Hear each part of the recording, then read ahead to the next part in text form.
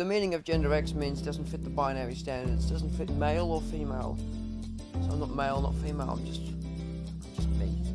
My dad's like consulted with a doctor because I was already gender X if I should be a boy because I was exhibiting male characteristics. I was doing the stuff boys like to do. I had a little motorbike. Yeah, so I kept on, I was doing boy stuff. I was like, did nothing that a girl would do. You know, I didn't want to change. I liked being the way I was, but my parents wanted me to change.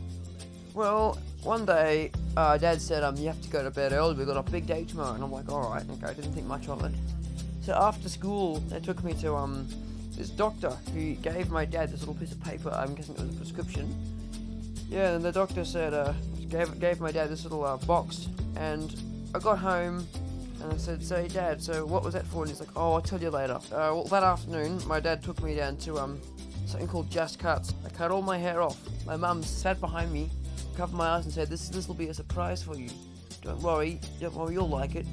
And when I opened my eyes, I had short hair like a bowl cut. I looked like a retard with a bowl cut. And then I said, "Well, why did they cut my hair off? What's wrong, Mum?" And then my mum said, "From now on, we shall call you Harrison." I was so confused. I didn't know what the hell happened. Like, all my clothing was tossed out and replaced with boy stuff, like a osh-kosh bigosh boy stuff. Well, it was like, I don't know, it was like something my dad would give me. I'd say, "What's that for?" And he'd say, "Oh, it's for your heart. It'll make you grow up big and strong." Thought it was heart pills, so I kind of just bottled them all down and hardened up. So yeah, it was already pretty complicated at this stage. You couldn't tell, but as I got older, the clitoris got so big, it's literally as long as my pinky fingernail. That's how big it is. Yeah, because it's the testosterone that my body had gone through. It had actually gotten that big. It wasn't supposed to, but it did. So that's what stands me out. So, and on the inside, I had something that looked like the ovary. You know how they're kind of up the top. One had gone down halfway, which was on its way to becoming a ball.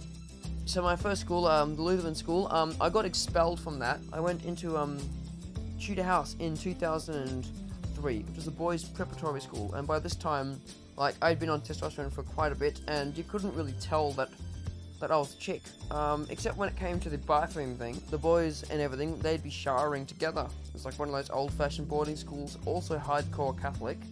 I'd be in the corner, facing into the corner while I'd be showering, and then I'd take the towel off and then wrap it around me as fast as I could around my lower part, and then walk out. The boys didn't really think much of it. They just thought I was weird. So they just had a rumor circulating that I was gay. And back then, being gay was, that was bad. I was called devil and monster. They called me gay, they called me gay, retard, freak, all that kind of stuff. When I was in high school, I got bullied a lot. Bullied from day one. As soon as I got there, first thing my brother said to me was, he didn't say congratulations, he said, "You will fail." By the age of 18, I had an idea what those pills were for, because I was still taking them, but I was taking a higher dosage. Instead of taking like the half, I'd take 1.5. And because I was getting older, the estrogen was starting to fight back against it. So I took a higher dosage, so I used to, I popped them all down the dunny, put them all down there and tore the prescription in half. And as I got older, I just thought, I want this gone, I want these gone, I want to be normal. I want to be normal me. After meeting a guy called Victor Vandermeer, he kind of showed me how special it really is and how special I am, so I can be an advocate for people who are like me, or if anyone else is in the same situation, I can kind of help them, kind of guide them through it step by step. I want to keep the male and female genitalia. I want to keep everything just the way it is. I want to keep it just so I can be like an advocate or like a role model for people to look up to if they're having any issues of their own. Because I've already been through it all. I've been through the worst, I think. From the very beginning, I wanted to get my name changed back to Sophia. Having filled my forms out and having my original and only birth certificate copy there, I'd handed it all over and I asked them, it says gender, male or female, can I put gender X? Oh, what's that? It's intersex. Oh, but it's not on there, you can't do it. Oh, alright then. She didn't know anything, I don't blame her. And she said, "Have you had the surgery?" "What surgery? I'm not trans, I'm intersex." "Oh, if you haven't had the surgery, you're gonna have to select male."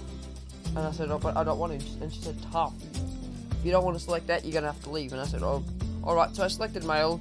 So my name now will be Mr. Sophia Young. Even these days, like, there's no forms or anything with gender X on it. The government goes out of its way to erase gender X from the pages of history, basically. I don't know why. Stop deforming them at hospital when they're born. If they're born like that, leave them like that and let the child decide, not the doctor. It's the child's decision, the child's alone, not the parents either. But it should be the decision of the individual, the person who it's attached to, no one else's. That's how I'd like it to be.